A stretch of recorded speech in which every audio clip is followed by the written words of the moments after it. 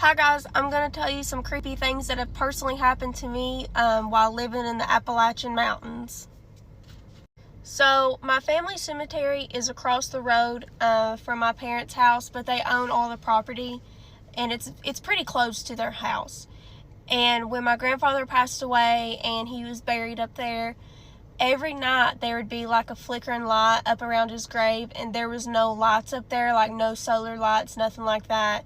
And it happened for a couple years, and then eventually it stopped, but it always happened at the same time every night. So kind of creepy. At my parents' house, they had wooden rocking chairs outside on the porch, and they rock by themselves sometimes at night. Also, my parents, they built a log cabin, and that's where I grew up. And log cabins, whenever there's temperature changes, the logs constantly expand and contract. So we're assuming this is what it was, but one night, it was late at night and we was all asleep, and there's just constant like thumping outside of the house. Like, it was so loud, it was deafening, and it was probably one of the scariest things because we honestly have no idea what it was. But I couldn't even describe the sound because it was so creepy. And the only thing we could think of is it was probably the logs expanding and contracting because it was really, really cold. It was actually came an ice storm, so that's what we think it was. A few years ago, a distant family member passed away, but they lived up the same holler that I used to live up. And the moment that they took their last breath, the power went off in the whole holler. You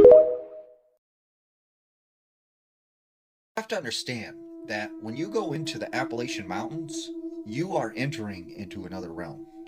And there is a set of unspoken rules that you must follow. Rule number 1, if you hear something calling your name, right, you didn't. There is nothing there.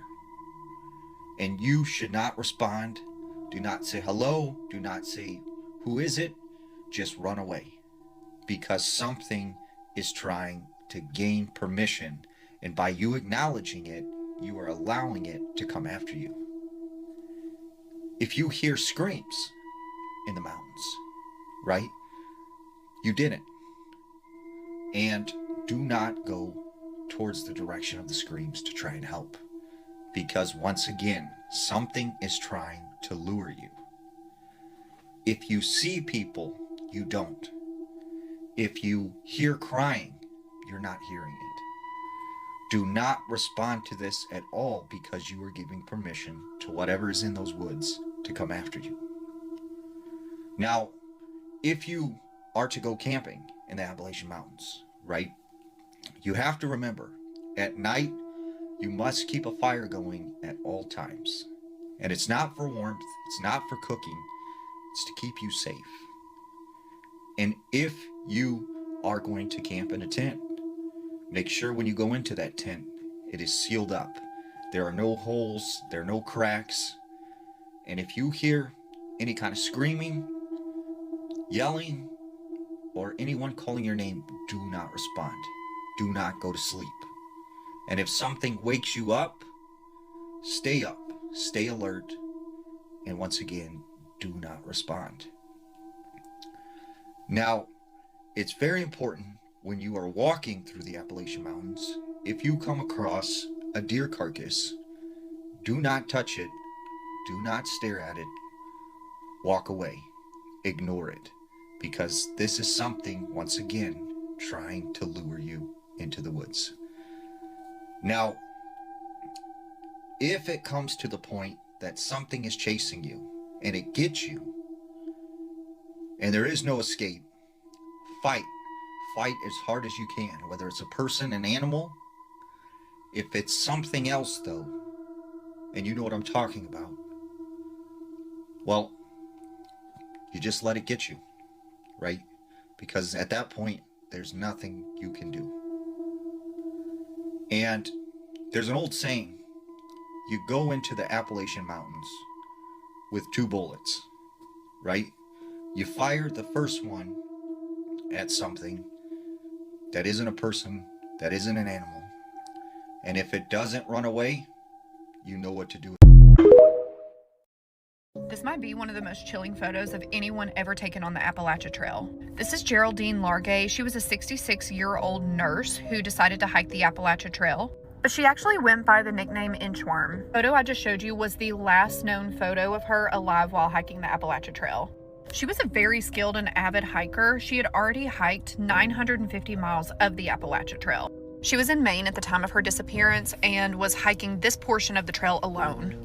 Apparently she walked off the trail a little ways just to use the bathroom, but she wasn't able to find her way back and got lost.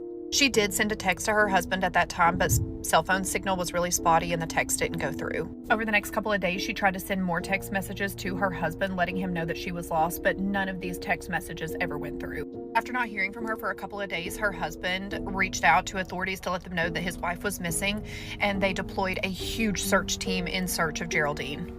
They searched for weeks and could never find her. Eventually, things started coming up thinking that maybe she had fallen off a cliff, that maybe an animal had gotten her. They weren't really sure what happened. And it wasn't until 2 years later that a contractor running like a forest survey for the U.S. Navy found a flattened tent out in the woods that was located only 2 miles off of the Appalachian Trail. It was discovered to be Geraldine's remains, along with her tent, all of her belongings, and she kept a personal diary that she wrote for 26 days while she survived out in the Appalachian Mountains. Her last entry was basically pleading with whoever found her body to just let her daughter and her husband know where she was found. Only a few of the diary entries have been released to the public. The rest has been remained confidential for whatever reason. This story is so sad, but there also seems to be a lot of unexplained things in this story. For one, why have the diary entries not been released? Two, like I said, Geraldine was a very avid hiker, and the fact that she got lost just a couple of miles off the trail is really odd. And then the third thing is, if she was only a couple miles off the trail, why was nobody able to find her until 2 years later? Let me know your thoughts on this story, because I have been down a rabbit hole multiple times over this. So I'm very interested to know what you all think happened.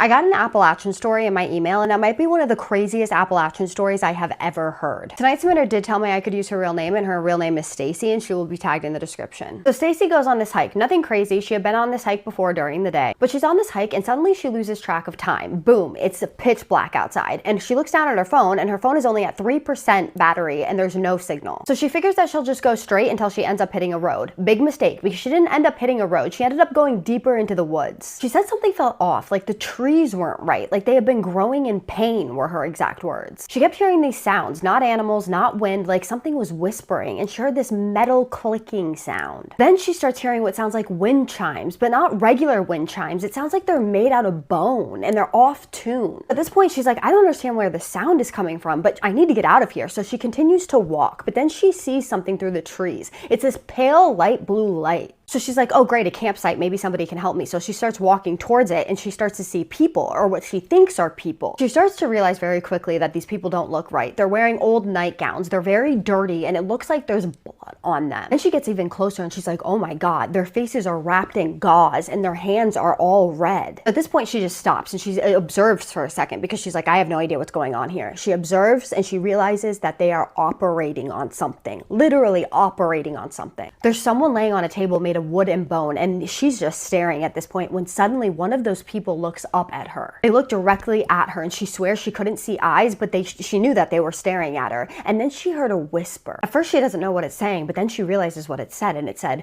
"You're early.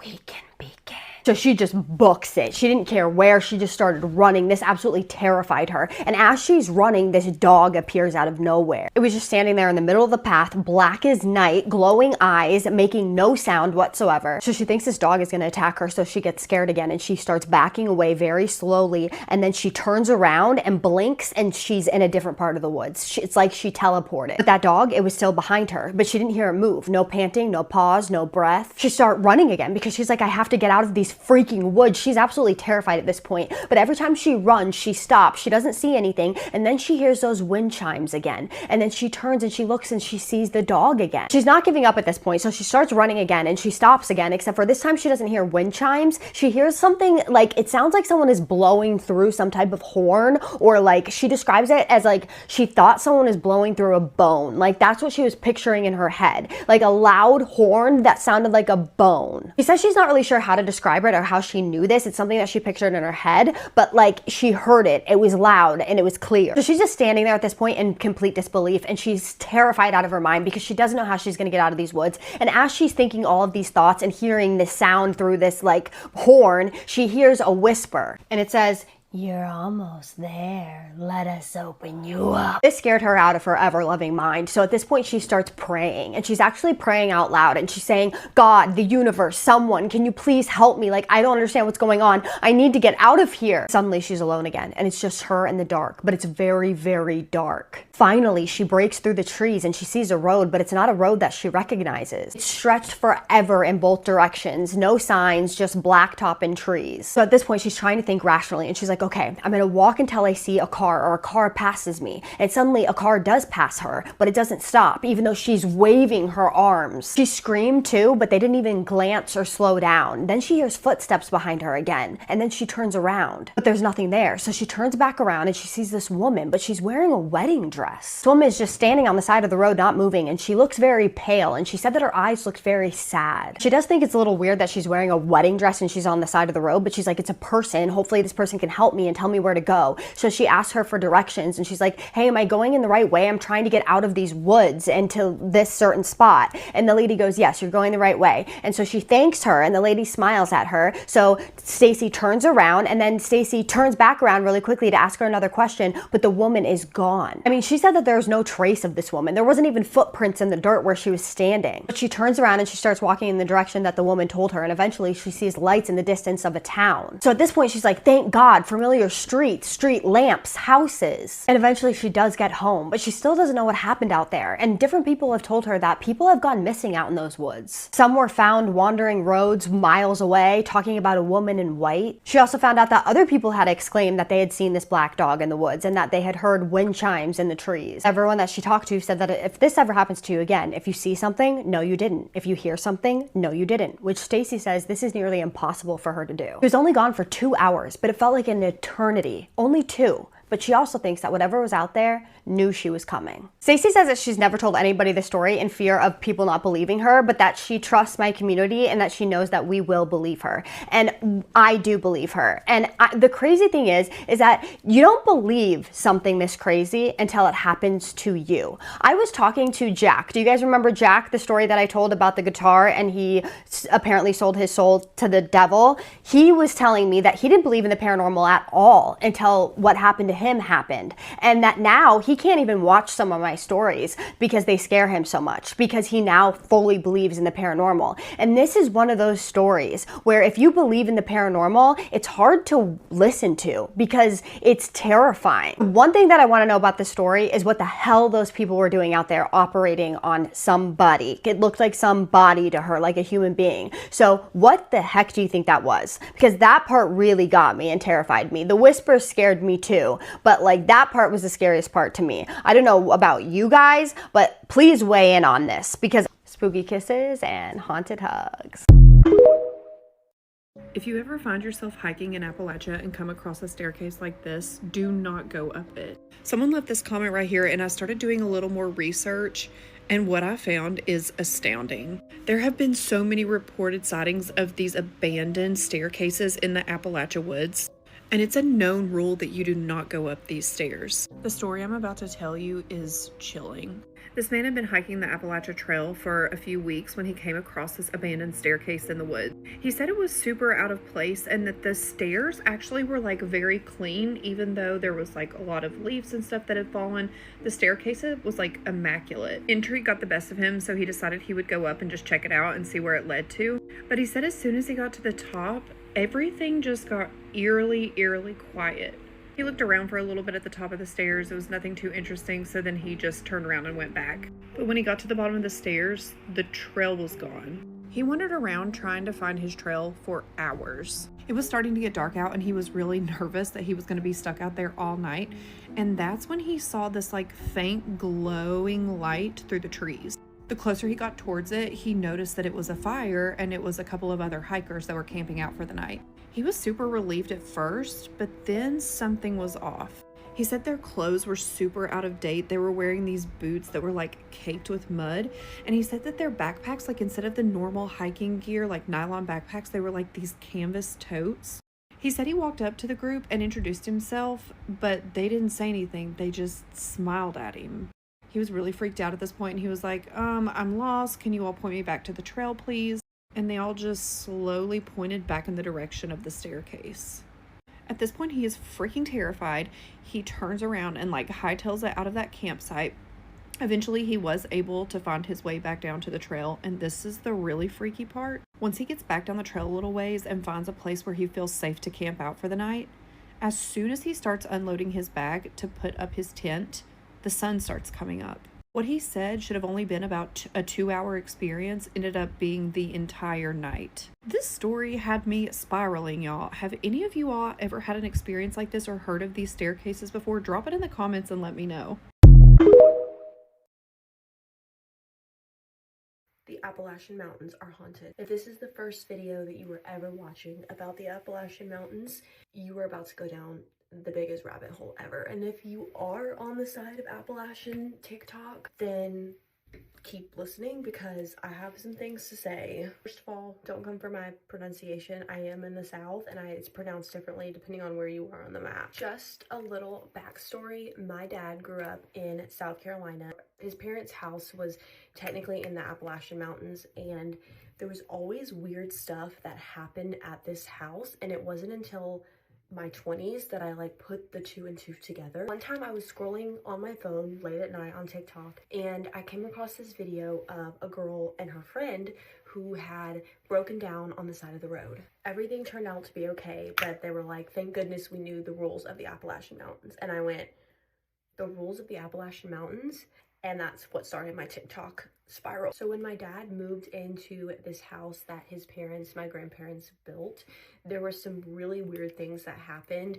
The stories that I'm about to tell you are stories that have been passed down for years. Like, we always knew about these stories, and as kids, we slept in this house at night, and it was just always a little eerie. The first night that the house was built and people could be inside of it, my grandfather was by himself and he heard the phone ring. They had their landline put in. I don't know what it looked like back in those times, but he picks up the phone and he's talking to whoever's on the other end, and he feels a hand press down on his shoulder. Obviously, he turns around and he's freaked out because there's nobody behind him. So that's the first story in this house that is a little bit eerie. Take off my earrings really quick. So then the rest of the family eventually finally moves in now that it's complete. My dad, his 2 brothers, his sister, my grandmother, everybody. So then the weird footsteps start happening. So the house is like a 2-level. It's not like a 2-story, but it's like a main level, and then it has like a basement with like, not a basement, it has windows and everything, but that's where all the kids sleep.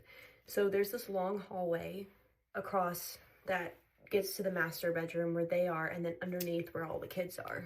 My dad has a couple of his friends over. He's like a little kid, and they're down in the basement, like where all the bedrooms are, and they hear this heavy walking across the hallway, like with heavy boots.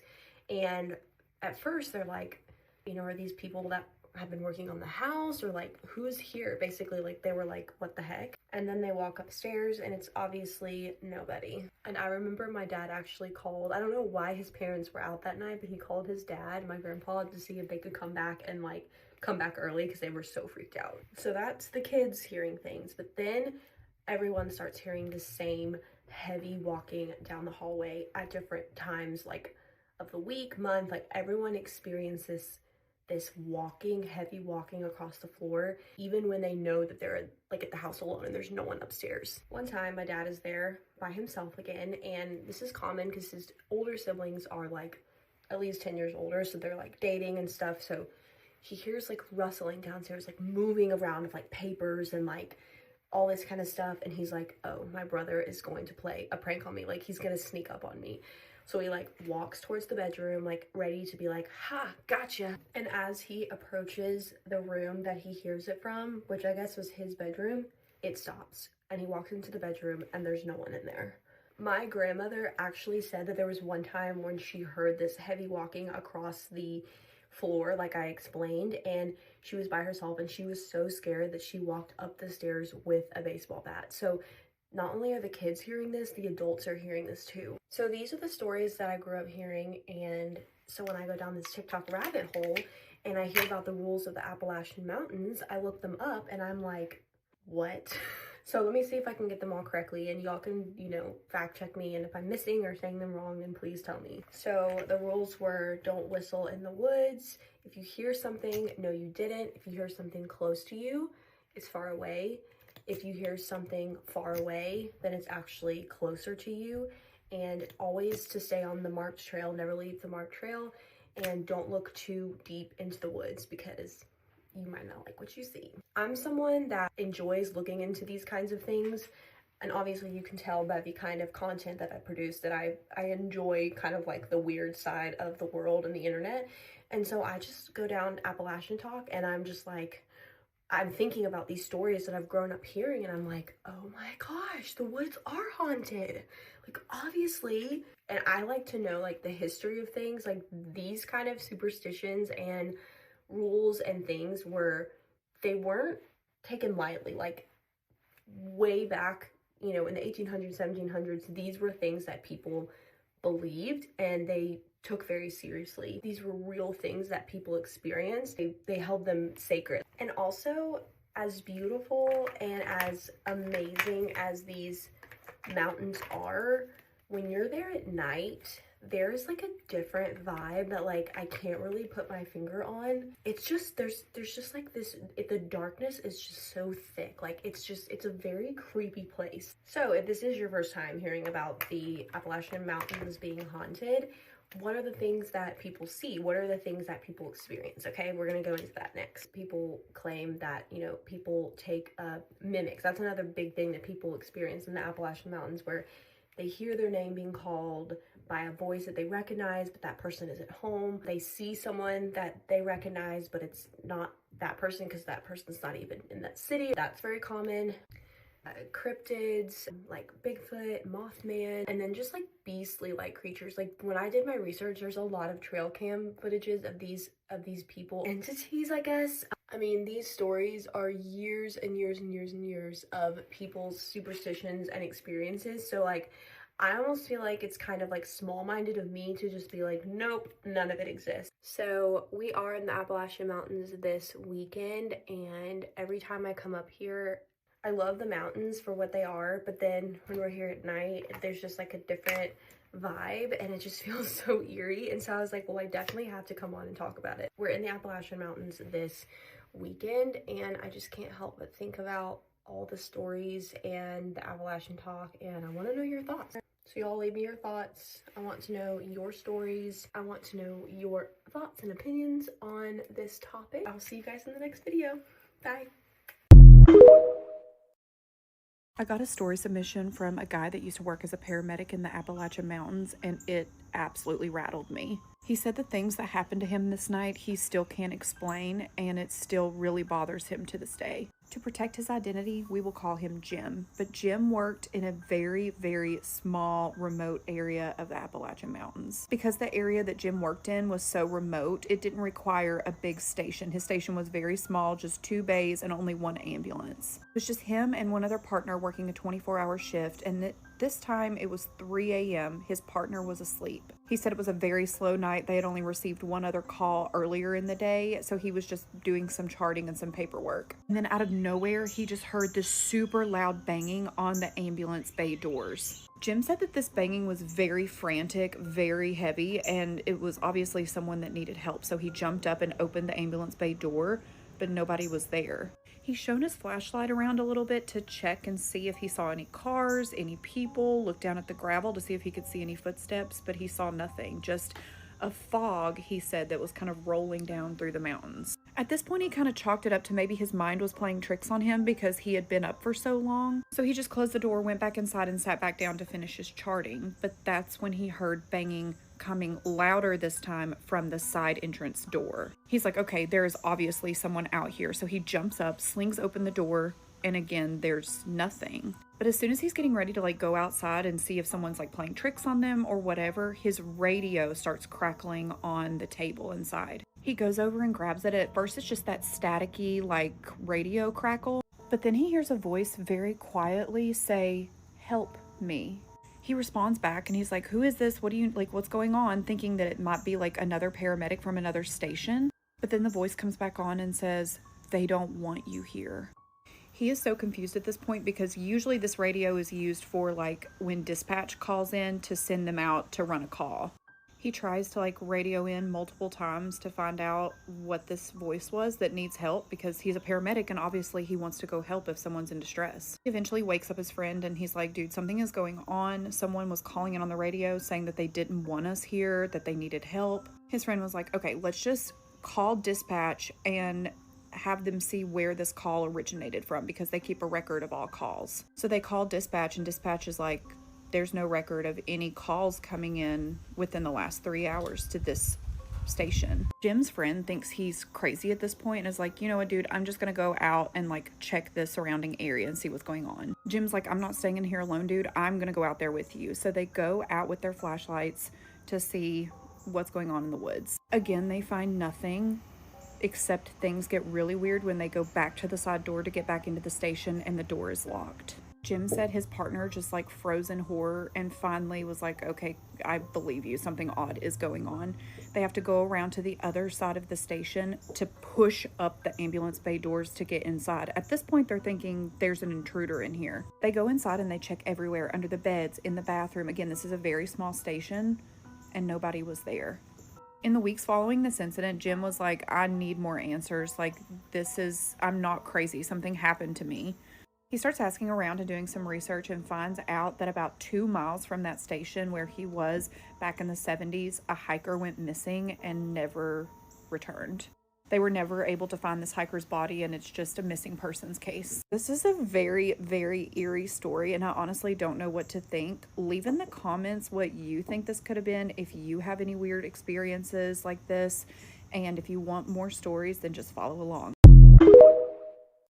I want to tell y'all a story about something really weird and creepy that happened to me as a kid. I honestly thought it was just a dream until just a few years ago when I was telling my aunt about the dream that I had when I was a kid, and she was like, "That wasn't a dream. Like, I vividly remember you coming out of the woods that day and telling me that story." So I grew up in a holler here in the Appalachian Mountains on over 100 acres of land. Land has actually been passed down in my family for generations and generations. As a kid, I spent a lot of unsupervised time in the woods, like no parents, nobody with me, just me out alone in the woods exploring. I know what you're thinking, don't come for me in the comments. Moms were very different back then, and like I said, I was raised in a holler in Appalachia. Being a kid and going out and exploring in the woods alone was completely normal. There were a bunch of trails or like dirt roads from where they had done logging that led all the way up the mountainside behind my parents' house. I knew and still know every inch of these woods like the back of my hand. At the time, there were only 4 houses on my family's property. My mom and dad's house, my aunt and uncle's house, my great-grandparents' house, which was right across the creek, and then my great-great-great-grandparents' house, which was like an old log cabin right behind my aunt and uncle's house, right before you get to the wood line. All of these houses sit on like the farmland or the flat area of the property, like none of them were in the mountains. On the 3 mountains, there were absolutely no buildings or houses or infrastructures of any kind. Just mountains with nothing on them but trees and wildlife, so remember that. Aunt had this dog named Lil Bit.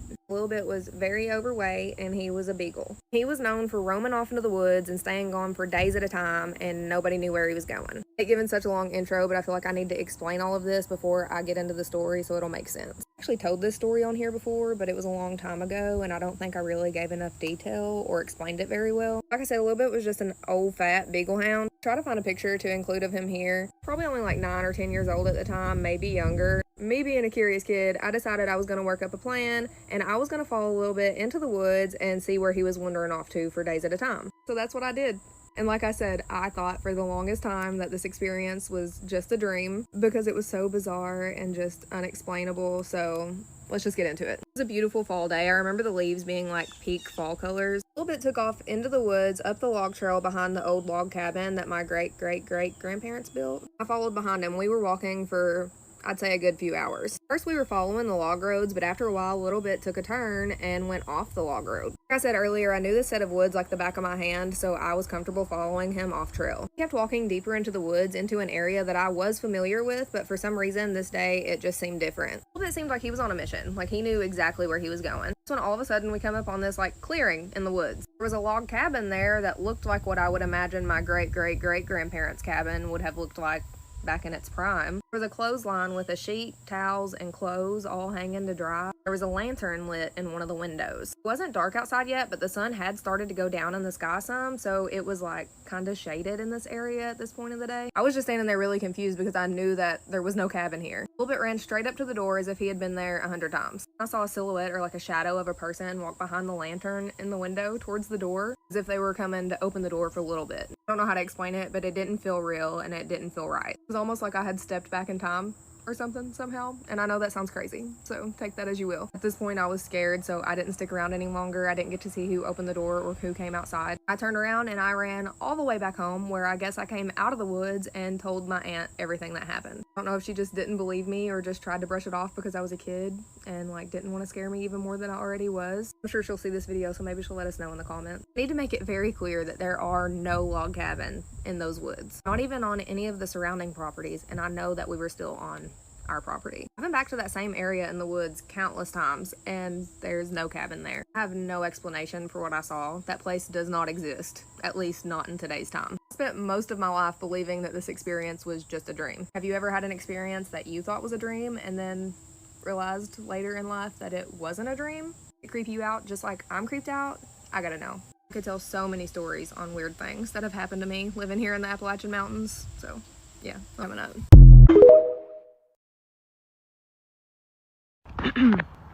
I am so exhausted because I had the weirdest experience of my life last night. While sleeping in my tent, I woke up at 3:44 to some extremely loud music playing in the middle of the forest, like new age, XXYY with ZZ, I don't know how to say it, spiritual type stuff, and it was so loud. It was like a religious stadium had music playing at 3:44 in the morning or something. I don't know how to explain it. It went on for hours and it freaked me the F out. I seriously was like, did I die? Like, what's going on?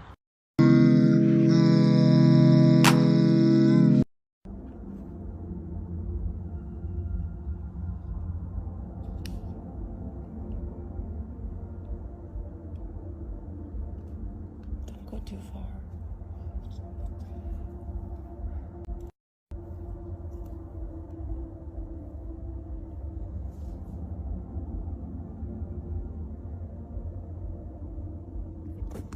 I'm like really scared.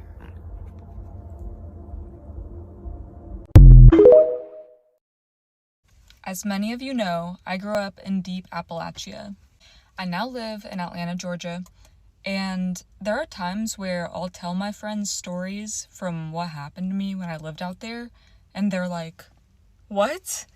I already posted about my UFO story last year, and that video got to like 3 million views. But today, I'm going to tell you guys the story of when I was a kid and I encountered a skinwalker, or at least what I thought was a skinwalker. I hate long intros, so I'm just going to get into the story. The place I lived was a place called Jasper, Georgia. It's right next to LJ, and I lived in the place where the show Squidbillies was based on, and we have a Squidbillies shrine in our town center. I had a friend that I would stay with pretty often, and her family owned a 300-acre farm. And when I say family, it's just her and her mom who live there. And so they have like all these farm animals, and they have different parts of their land that you have to walk through trails in the woods to get through. Like, in order to get to one barn, you have to walk through the woods for like 10 minutes just to get there. So there was one day that I was sleeping over there, and we had been home alone all day. I was probably in 3rd grade when this happened. Some of you might ask why me and my friend were just like 2 3rd graders alone on this farm. And it was because my parents were getting a divorce, and so I needed a place to go, so I pretty much lived with this girl at the time. But back to the story. So my friend's mom was on the way home, but I guess there was like a lot of traffic, or she was running late or something. So she called my friend and she asked her if we could like go down to one of the barns and feed the horses before we went to bed. So at this point in time, it was probably like 8 o'clock. The sun was going down. It was about to be nighttime. You could still see the sun and the light when you're in the open field, but in the woods, it was like pretty dark. Like there was no sunlight. So my friend and I started walking through the pasture to the woods, and she had a flashlight with her. We got to the woods, she turned the flashlight on, and we started walking. We were walking for maybe like 3 or 4 minutes through these woods, so we're about halfway through the trail, and we're just talking about some shit and laughing. And then all of a sudden, my friend just stops talking, and like I was kind of just like looking at her, like as we were speaking. I wasn't really looking in front of me. And then she just like drops the flashlight and starts sprinting in the opposite direction, like back to the house. And so I was like, "You okay, Rebecca?" And because that was her name. And I turn and I see her sprinting, and the flashlight was just like on the floor in front of me. And I was like, what the fuck? So I turned back in front of me, and I just see like maybe like 10 feet away this gigantic like white figure. And I didn't look at it for long, but just like the sheer height of this thing, whatever the fuck it was, scared me so badly that I looked at it and immediately was like fight or flight mode. Like I felt danger. So right when I looked at it, I turned the other way and fucking booked it. I was running faster than I'd ever ran before. So fast that I passed my friend, and I was like running and pissing my pants at the same time. Like that's how fucking scary it was. And so I ran all the way back to her house, and in my brain I was like, what is the one place I can hide right now where no one will find me? And the only thing I could think of was like, I just ran to the laundry room and I got in the dryer. And so I was just sitting in the dryer, and it was like one of those old school dryers. It wasn't like plastic clear cover, so it was just like a white door that closes it from the front. And so I was just in there. I was like curled up in a ball, and I waited like, I don't know, what seemed like 15-20 minutes. I was just in there covered in piss. And eventually I thought that whatever the fuck was in the woods had like killed my friend, and so I was just crying and like I was freaking out, but I was also terrified and didn't want to die, so I was just sitting in there. And then eventually my friend walks through the door, and I can tell that she's crying and she's like hyperventilating. She's like like I hear that. And so I open the dryer, and she's like scared when I open it, obviously. And I was just like also crying, and we hug each other, and I was like, "Where did you go?" And so she told me that she had ran and she got into like this trailer that was kind of near the house, because it was the only place she could think of to hide. And so we were both hiding, and I guess she just like mustered up the courage to run to the main house. And so we were both just like trying to explain what we saw and like put together whatever the fuck that was. And this was like 2008, maybe 2009. So I think I was like 12 or something when this happened, but this was way before like creepypasta or like any of these stories were like even around. So we couldn't even put a name to like what the fuck we saw out there. And so when her mom finally got home, we tried to explain what just happened, and she just like dismissed us, and she was like, "You girls are just like overreacting. You guys saw a bear or like a deer or something," which is still terrifying if we saw a bear, but it definitely was not a bear, because this thing was like pure white. And in the dark, it's like the only thing you can really see is like, if there's someone standing in front of you with a white t-shirt, like you're gonna see that. But this thing was completely white, and that's all I remember is just like this gigantic, like 7 or 8 foot tall thing just like standing right in front of me, staring at me. And so I'm not friends with this girl anymore. I haven't talked to her in probably like 15 years. But I just remember that story, and I remember being so scared that I pissed myself. And the only thing I could think of that being is like a skinwalker. So maybe that is a skinwalker.